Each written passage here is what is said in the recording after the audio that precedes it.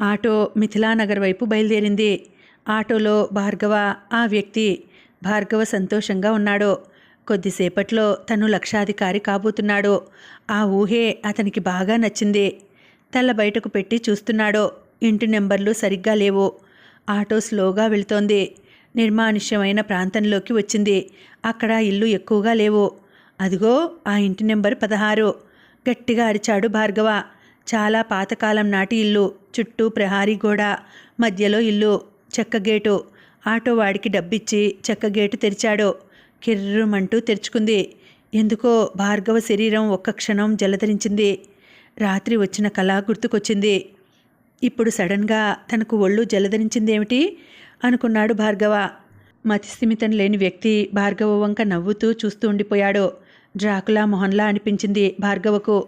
వెన్నులో నుంచి చలి బయలుదేరిన ఫీలింగ్.